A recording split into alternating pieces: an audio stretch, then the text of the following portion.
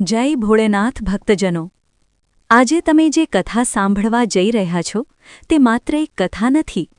તે દરેક તે તૂટેલા હૃદયોની પુકાર છે જે દરેક સોમવારે શિવલિંગ સામે આંખોમાં આંસુ અને મનમાં અડગ વિશ્વાસ લઈને બેસે છે. આ કથા એ સ્ત્રીઓની છે જે સમાજ સાથે નહીં પરંતુ પોતાના ભાગ્ય સાથે લડે છે અને દરેક વખત હાર્યા પછી પણ ભગવાન શિવના ચરણોમાં હાર માનીને બેસી જાય છે. ભક્તજનો, કહેવાય છે કે ભોળેનાથ ખૂબ જ ભોળા છે, પરંતુ તેમની પરીક્ષા બહુ ઊંડી હોય છે. તેઓ વહેલા કંઈ આપતા નથી, પણ જ્યારે આપે છે ત્યારે જીવનની દિશા બદલી નાખે છે. આજની આ 16 સોમવાર વ્રતની અસલી અને પ્રાચીન કથા તમને આ શીખવશે કે ભગવાન શિવ માત્ર વ્રતથી પ્રસન્ન નથી થતા. તેઓ એ મનને જુએ છે જે વ્રત કરતી વેળાએ પણ તૂટી જઈને માત્ર તેમની ઉપર જ ભરોસો રાખે છે. ભક્તજનો, આ કથા એ સ્ત્રીની છે જેણે સંતાનનું વરદાન મેળવ્યું અને જ્યારે બધું છીનવાઈ ગયું ત્યારે પણ જેમણે શિવનો હાથ છોડ્યો નહીં. કૃપા કરીને આ કથાને વચ્ચે અધૂરી ન છોડશો, કારણ કે કહેવાય છે કે 16 સોમવારની કથા જે પૂર્ણ શ્રદ્ધાથી સાંભળે છે તેની અધૂરી મનોકામનાઓનો માર્ગ સ્વયં મહાદેવ ખોલી આપે છે. જો તમે જીવનમાં લગ્નની અડચણોથી પીડિત હો, સંતાન સુખની કામના રાખતા હો, અથવા મનમાં એવી કોઈ પીડા હોય જે કોઈને કહી શકાતી નથી, તો આ કથા તમારા માટે નહીં, તમારા જીવન માટે છે. કથા શરૂ કરતા પહેલા એક નાની પ્રાર્થના છે. તમારા મનમાં કોઈ એક ઈચ્છા રાખો અને પૂરેપૂરા વિશ્વાસ સાથે કહો. અને ભક્તજનો, જો તમારા મનમાં સાચી શ્રદ્ધા હોય તો કથા સાંભળતા સમયે આ ચેનલને સબસ્ક્રાઇબ કરજો. કથા સારી લાગે તો લાઇક કરજો અને પરિવાર તથા પ્રિયજનો સાથે શેર કરજો, જેથી સોમવારની આ દિવ્ય કૃપા બીજાઓ સુધી પણ પહોંચે. જય ભોળેનાથ. હવે શરૂ થાય છે આજની કથા. ઘણા સમય પહેલાંની વાત છે. એક પવિત્ર અને શાંત નગર હતું, જ્યાંની ગલીઓમાં વહેલી સવારથી શંખ અને ઘંટની મધુર ધ્વનિ ગુંજતી હતી. એ જ નગરના એક ખૂણે એક નાનું કાચું ઘર હતું, જ્યાં એક ગરીબ બ્રાહ્મણ પોતાની પત્ની સાથે રહેતો હતો. ગરીબી એટલી હતી કે ઘણા વખત ઘરમાં ચૂલો બળે એ જ મોટી વાત ગણાતી. પણ એ બ્રાહ્મણ દંપતીના હૃદયમાં ક્યારેય ઈર્ષા, લોભ કે દ્વેષ આવ્યો નહીં. બંને અત્યંત સરળ, ધાર્મિક અને સચ્ચા મનથી ભગવાનમાં વિશ્વાસ રાખનારા હતા. બ્રાહ્મણ રોજ વહેલી સવારે સ્નાન કરીને ભગવાન શિવનું સ્મરણ કરતો, બેલપત્ર અને જળ અર્પણ કરતો અને જે થોડું ઘણું અન્ન મળતું એમાં જ સંતોષ માનતો. તેની પત્ની પણ પતિવ્રતા હતી, ઘરના દરેક કામને ઈશ્વરની સેવા માનીને કરતી. પણ આ બધાની વચ્ચે પણ તેમના જીવનમાં એક ખાલીપો હતો, જે દિવસો પસાર થતાં વધુ ઊંડો થતો જતો હતો. તેમના ઘરે સંતાન નહોતું. આ પીડા એવી હોય છે જે તેને જ સમજાય જેને આ સહન કરવી પડી હોય. જ્યારે પડોશમાં બાળકોની કિલકારીઓ ગૂંજતી, ત્યારે બ્રાહ્મણની પત્ની ચૂપચાપ પોતાના ઓઢણાથી આંખો પૂંછતી. તહેવારોમાં જ્યારે બીજી સ્ત્રીઓ પોતાના બાળકોને સજાવી મંદિરે લઈ જતી, ત્યારે તેનું હૃદય અંદરથી તૂટી જતું. સમય પસાર થતો ગયો. સમાજના તાણા પણ વધવા લાગ્યા. કોઈ કહે, કયા જન્મનું પાપ હશે? કોઈ કહે, હવે ઉંમર નીકળી ગઈ, હવે શું? પણ બ્રાહ્મણ દંપતીએ ક્યારેય ભગવાન પાસે ફરિયાદ ન કરી. તેઓ બસ શાંતિથી પોતાનો દુઃખ સહન કરતા અને દરેક સોમવારે શિવજી સામે માથું નમાવતા. એક દિવસ શ્રાવણ મહિનો હતો. સોમવારનો દિવસ. ચારેય તરફ હરિયાળી હતી.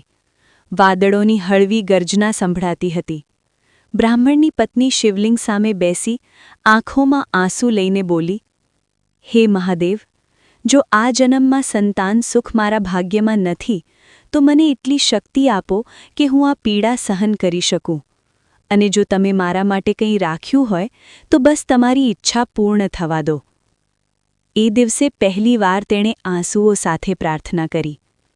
એ જ ક્ષણે તેના મનમાં જાણે કોઈ ધીમે કહ્યું, સોમવારનું વ્રત કરો, શ્રદ્ધાથી. તેણે આ વાત પતિને કહી. બ્રાહ્મણે પણ તેને શિવની પ્રેરણા માની. એ જ દિવસે બંનેએ નક્કી કર્યું કે સોમવારનું વ્રત નિયમ અને શ્રદ્ધાથી કરશે. કોઈ દેખાડો નહીં, કોઈ સ્વાર્થ નહીં. પ્રથમ સોમવાર આવ્યો. બંનેએ સ્નાન કર્યું, સફેદ વસ્ત્ર ધારણ કર્યા, શિવલિંગ પર જળ, બેલપત્ર, ધતૂરો અને ફૂલ ચઢાવ્યા. બ્રાહ્મણની પત્નીએ દિવસભર અન્ન અને જળનો ત્યાગ કર્યો. સાંજે દીવો પ્રગટાવી શિવજીની આરતી કરી. મનમાં એક જ ભાવ, હે ભોળેનાથ, તમે જે યોગ્ય સમજો તે જ થાઓ. એક સોમવાર ગયો, પછી બીજો, પછી ત્રીજો. દરેક સોમવાર સાથે તેમનો વિશ્વાસ વધુ ઘેરો થતો ગયો, પણ હજી કોઈ સંકેત નહોતો.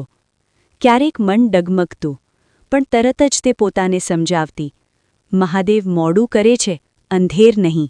સમય સાથે ગરીબી વધુ વધી. ઘણા વખત ઘરમાં ખાવાનું પણ ન મળતું, તોય સોમવારનું વ્રત ન છોડ્યું.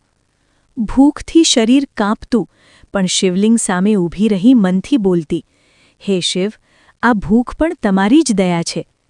વર્ષો આવી રીતે પસાર થયા. ક્યારે કોઈને કહ્યું નહીં કે અમે વ્રત કરીએ છીએ, ક્યારે સહાય માંગી નહીં. એક દિવસ શ્રાવણનો અંતિમ સોમવાર આવ્યો. બ્રાહ્મણની પત્ની અત્યંત નબળી હતી, તોય સ્નાન કરીને શિવજી સામે બેસી. આજે કોઈ શબ્દ નહોતો, કોઈ માંગ નહોતી, ફક્ત આંસુ હતા. એ જ રાત્રે બ્રાહ્મણને સ્વપ્ન આવ્યું. કૈલાસ પર્વત પર દિવ્ય પ્રકાશ હતો. ભગવાન શિવે કહ્યું કે તમારી શ્રદ્ધાએ અમને પ્રસન્ન કર્યા છે, તમને સંતાનનું વરદાન મળે છે. થોડા સમયમાં પત્ની ગર્ભવતી થઈ. એક શુભ દિવસે એક સુંદર કન્યાનો જન્મ થયો. કન્યાના જન્મ સાથે જ જાણે તે નાનકડા ઘરમાં લક્ષ્મી સ્વયં પ્રવેશી ગઈ હોય એવું લાગ્યું. જે આંગણામાં ક્યારે ઉદાસી અને મૌન છવાયેલું રહેતું, ત્યાં હવે બાળકીની કિલકારીઓ ગુંજવા લાગી. બ્રાહ્મણ અને તેની પત્નીની આંખોમાં વર્ષો પછી સાચી ઊંઘ અને ચહેરા પર શાંતિ દેખાવા લાગી. તેઓ દરરોજ પોતાની દીકરીને જોઈને કહેતા, આ અમારી નથી, ભોળેનાથની અમાનત છે. કન્યા અત્યંત સુંદર હતી. તેનું મુખ ચંદ્ર સમૂહ શીતળ અને આંખોમાં કરુણા ભરેલી. જેમ જેમ તે મોટી થતી ગઈ, તેમ તેમ તેનો સ્વભાવ પણ શાંત, સેવાભાવી અને સંસ્કારી બનતો ગયો. માતા પિતાએ તેને હંમેશા એક જ વાત શીખવી કે જે કંઈ આપણું છે તે શિવની કૃપાથી છે. સમય પસાર થયો. કન્યા યુવાન થવા લાગી. નગરમાં તેના ગુણોની ચર્ચા થવા લાગી. લોકો કહેતા, આ કન્યા સામાન્ય નથી, એના સંસ્કાર અલગ જ છે. હવે માતા પિતાને તેના લગ્નની ચિંતા થવા લાગી, પણ મનમાં એક ભાવ સ્પષ્ટ હતો કે જે કન્યા શિવે આપી છે તેનો નિર્ણય પણ શિવ જ કરશે. એ વચ્ચે એક સુખી અને સંસ્કારી કુટુંબ તરફથી લગ્નનો પ્રસ્તાવ આવ્યો. બ્રાહ્મણ દંપતીએ શિવલિંગ સામે પ્રાર્થના કરી, હે મહાદેવ, જો આ સંબંધ તમારી ઈચ્છાથી હોય તો અમને સંકેત આપજો. સંકેત મળ્યો.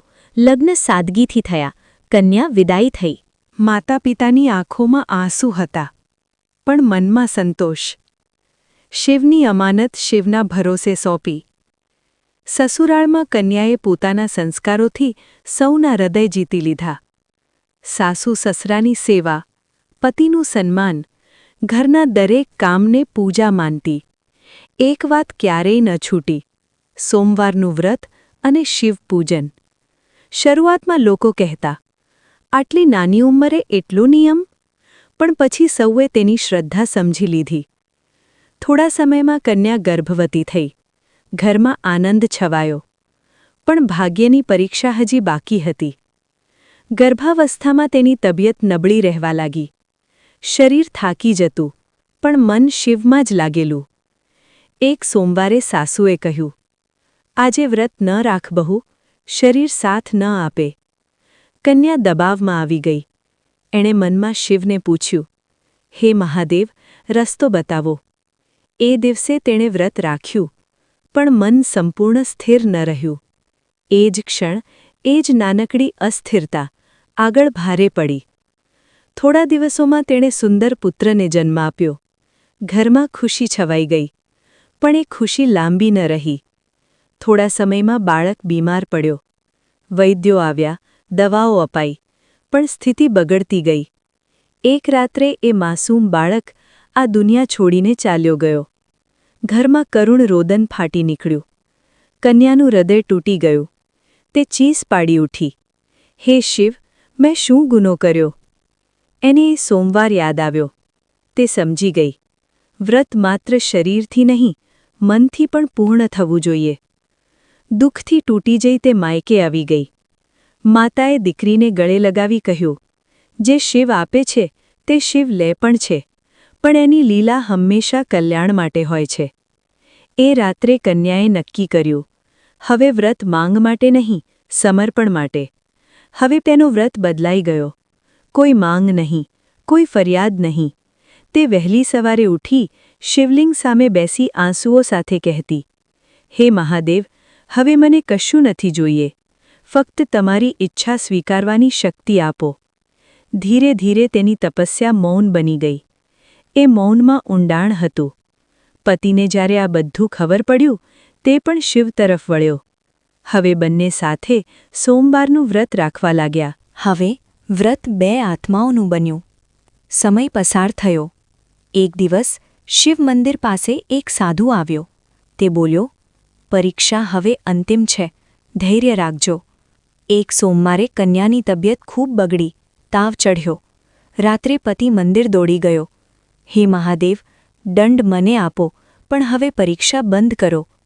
એ જ ક્ષણે દીપકની જ્યોત તેજ થઈ ગઈ. ઘરે કન્યાને લાગ્યું જાણે કોઈ શીતન હાથ તેના માથા પર છે.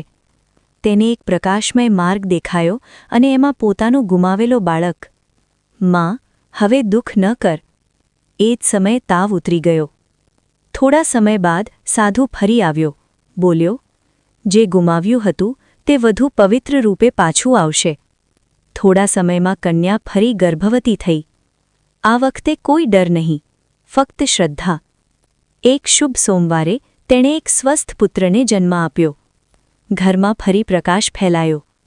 કન્યાએ બાળકને શિવલિંગ સામે લઈ જઈ કહ્યું, હે મહાદેવ, આ તમારો પ્રસાદ છે. પછીના વર્ષોમાં સુખ શાંતિ સ્થિર થઈ ગઈ.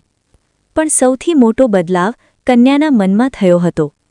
હવે તે કહેતી, વ્રત સંખ્યાથી નહીં, શ્રદ્ધાથી પૂરું થાય છે.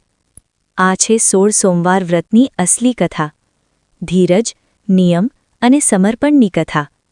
ઓમ નમઃ શિવાય.